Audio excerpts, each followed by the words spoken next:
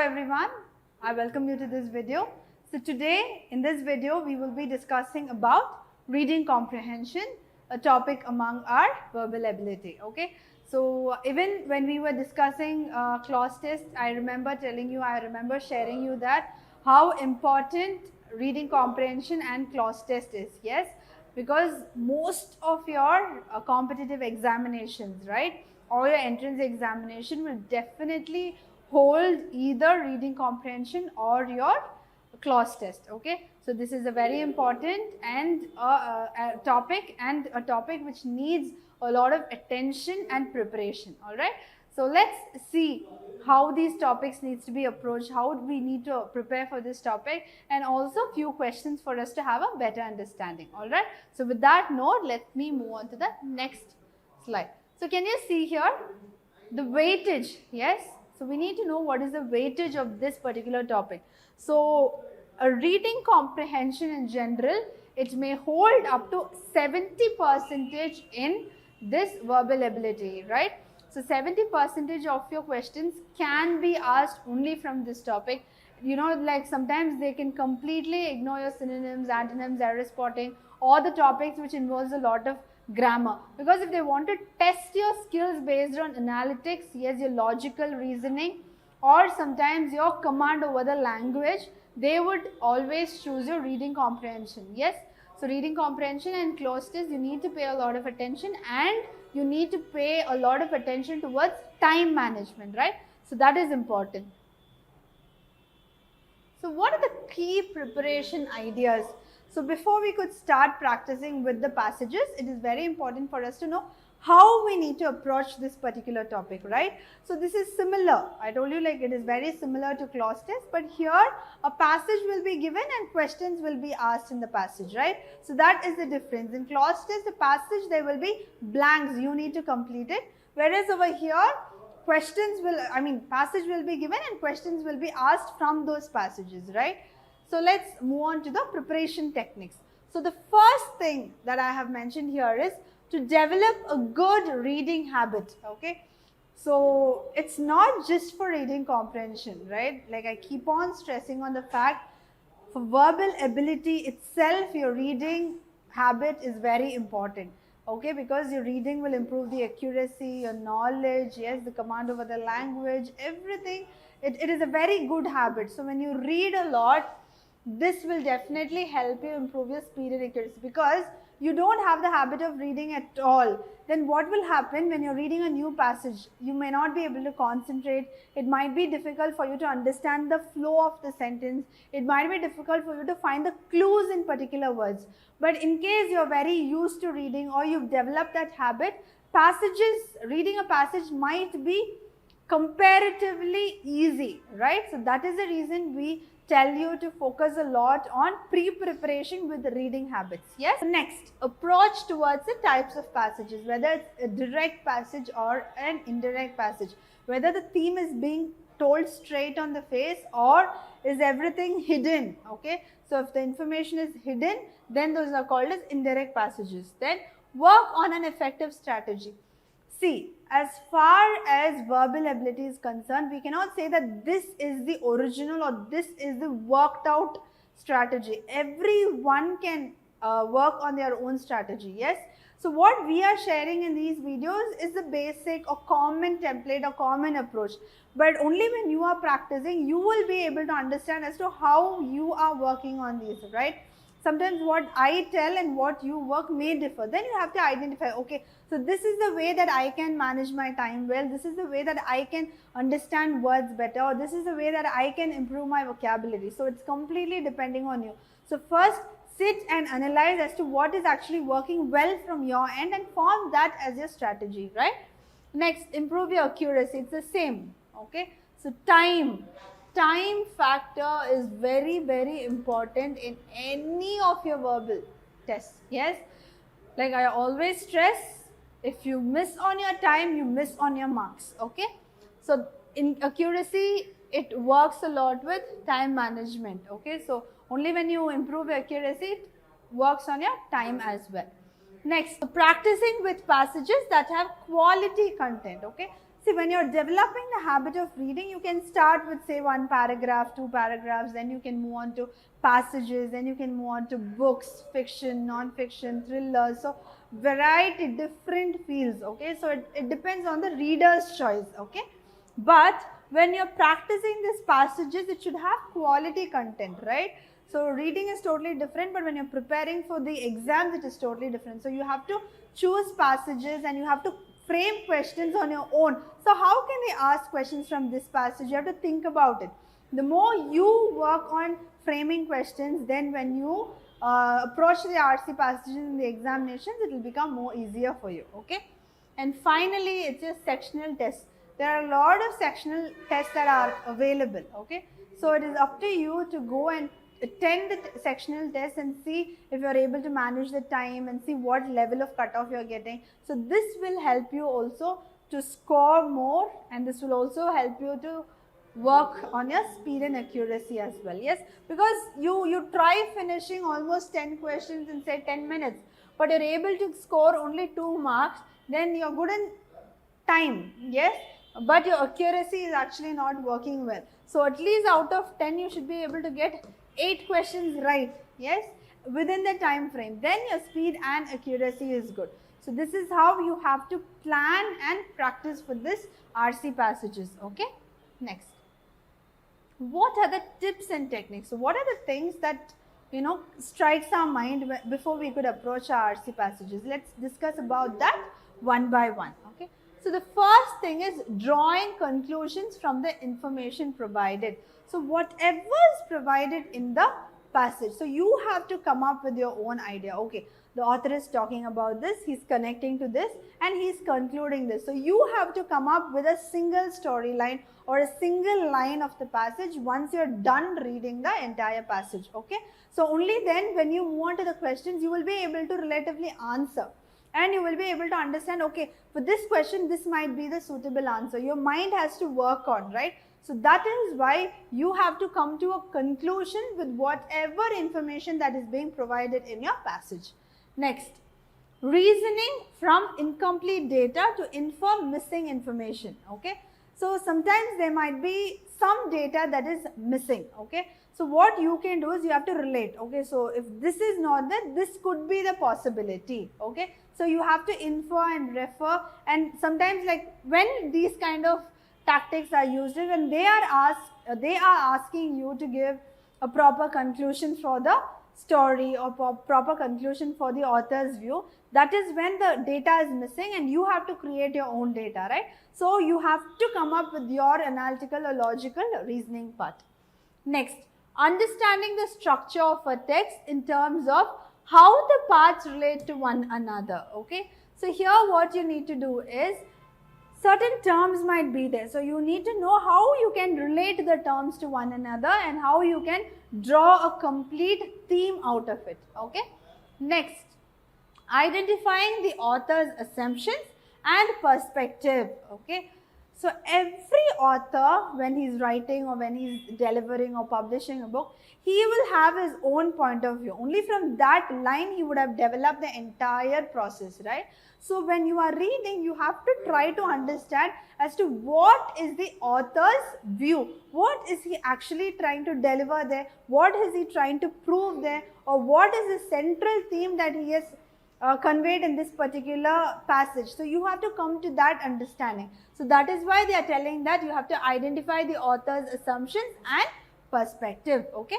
Next, analyzing a text and reaching conclusions about it. So it is similar to this infer missing information.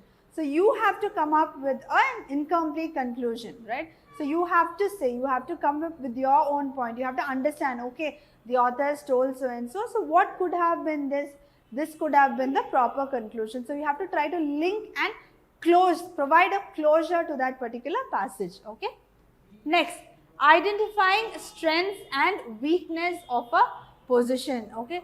Sometimes if they are talking about an industry or a politics, it depends on the theme, right? So you have to understand what is the strength, what is the weakness, and you have to be able to relatively answer to those questions, okay. Next, developing and considering alternative explanations, okay. So just not sticking to the passage that is given, you have to come up with your own alternate explanations, right? So what could have been a better, or what could have been the title of this particular story? Yes, or what could have been better so that this problem did not take place? It's asking about your views. So these questions, what will it happen? These will help you come up with your point of view. Yes, so these are few things that you need to keep in mind when it comes to your RC passages, right? Next, so approach to the RC passages. So how do you approach these RC passages? So first thing, right, the first thing that you need to remember is identify the central theme of the passage. Yes, what is the theme?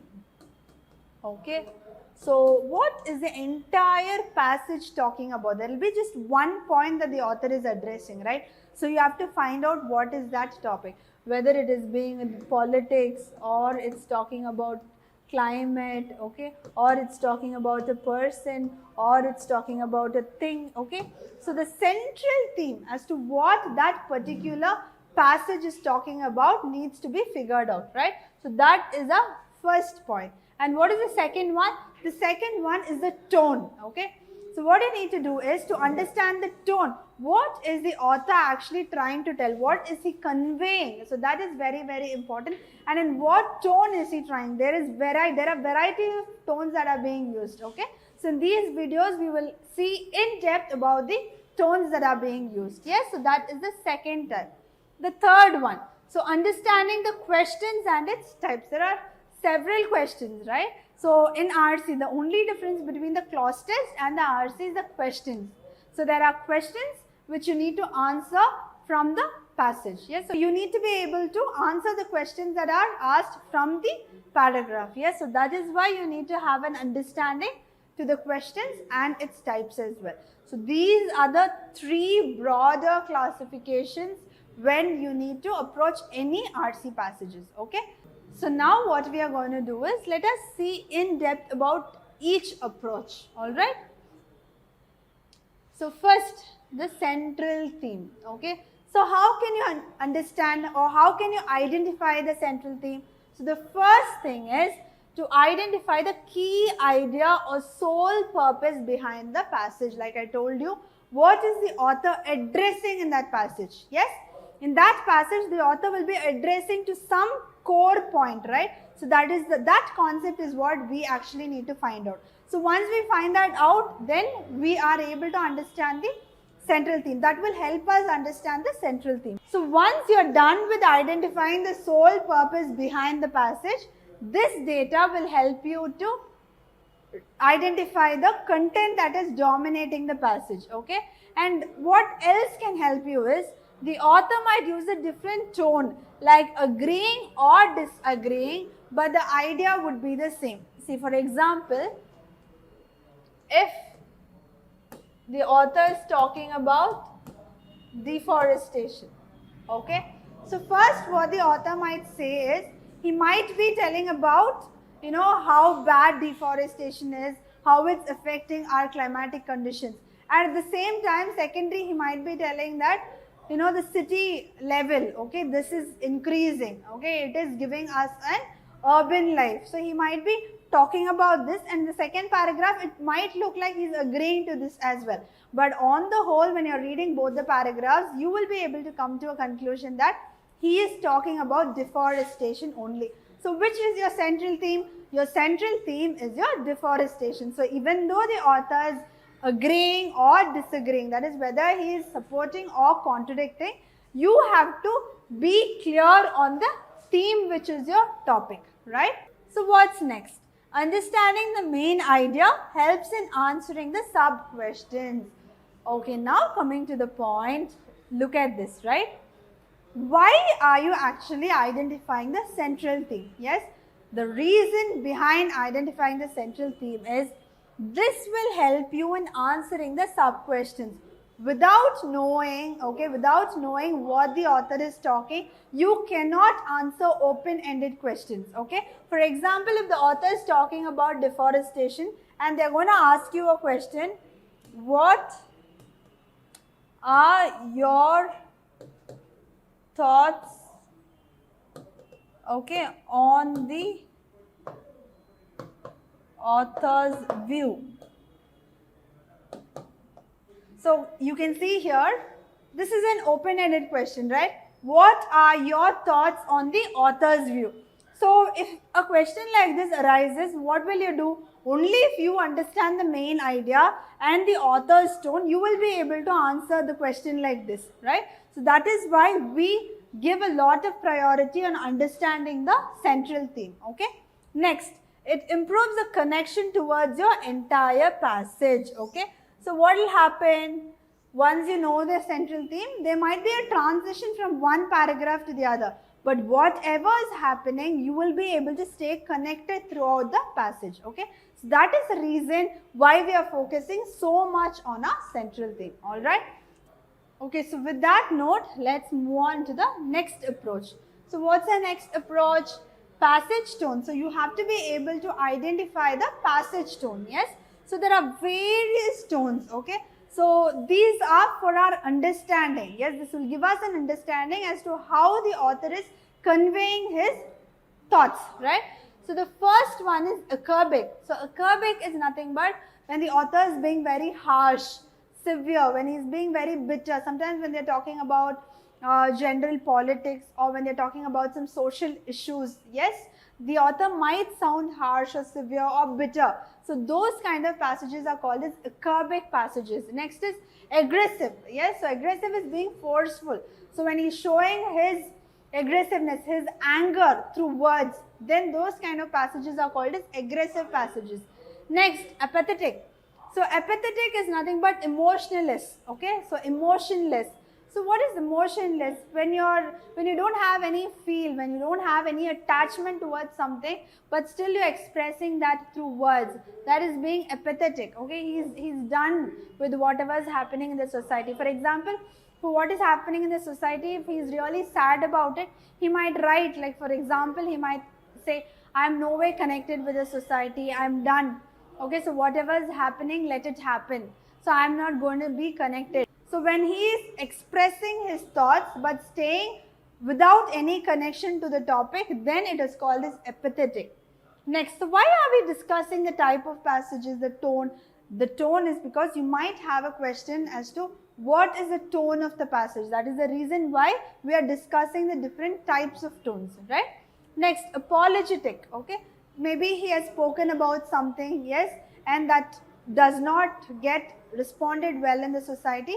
He again needs to write back to the society telling that he is wrong and he might ask for an apology. So those kind of passages are called as apologetic passages. Next, belligerent. Belligerent is aggressive, okay? So it is very aggressive. So those are called belligerent. Biased. Biased is agreeing and disagreeing in the same passage, you know, playing a mediocre game through words. So that is biased. So dogmatic. Dogmatic is asserting opinions in an arrogant manner, okay? When you're dictatorship, when you're showing so much of command through your write-ups, it is called as dogmatic. Next, emotional. So you've taken up something very personal and you're relating it to it and then you're expressing it through words. So that becomes emotional, okay? So far we've seen acerbic, aggressive, apathetic, apologetic, belligerent, biased, dogmatic, emotional. So next is ethical, being very sincere, yes? So dealing with the principles of morality and honesty. So that is ethical. Sarcastic. So what is sarcastic? Yes, you tell something in a different tone. You're making fun of it. So that is sarcastic. Grandiose. So grandiose is you're elaborating on something. You're making it more complicated. Yes, so that is grandiose. So making it bigger. Grand. Humanistic. Okay. So humanistic is humanitarian oriented passages. When you are really concerned about something, okay, that is related to human things and you are writing, it is called as humanistic passages. Humorous, something fun, okay, it's really nice, enjoyable. So those are called as humorous. Next, introspective. So introspective is you looking at yourself, okay, examining yourself and you are sharing your thoughts through words. So those are called as introspective. So the types of passages, it does not stop with just these, okay. So these are the most important or most repeated tones, okay. So there are few other tones also. So once you're done with this, once you've practiced at least one paragraph or one reading comprehension passage from each topic itself, so you will get very strong and you will become very confident. Alright. So now let's move on to the next thing. Okay. So here I have given you an example to identify the tone. Okay.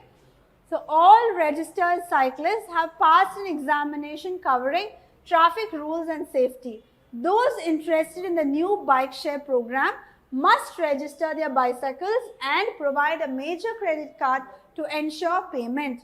Call 555-1212 for more information. So when you're reading this itself, it looks like they are conveying a message to us, right?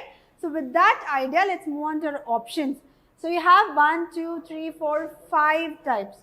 Argumentative, sentimental, idealistic, informative and caustic.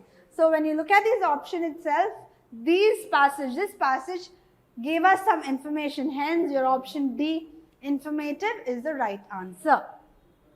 Next, yes, there's another example as well. On hot summer nights, his family drove to the local ice cream stand where for just a few minutes nothing mattered but the cold sweet treat. No dessert before or since was as delicious as a double tip cone eaten while he balanced on a log behind the parking lot. So on hot summer nights, his family drove. Look at the verb. It's drove, which is in the past tense. Okay, so it's talking about something that happened in the past and it's talking about his experience, right? So with that understanding, let's move on to our options. Nostalgic, biting, irreverent, cynical and satirical. Okay, so when you're looking at these different options, you can very well come to a conclusion that it is nostalgic. So nostalgic is something related with the memories, alright. So hence your option A is the right answer. Okay, so far in the approach to RC passages, we did see about the first thing, which was identifying the central theme. Okay, so far in this video, we were able to discuss about what is an RC passage, okay, how to prepare for an RC passage, right? So what are the key tips? And in approach to RC passages, we saw about how to identify the central theme and also we discussed about the tone of the passages, right? So with that, we will end this video and we will continue with how the questions are being asked, the question types, right, and different RC passages in the next video, alright? Thank you.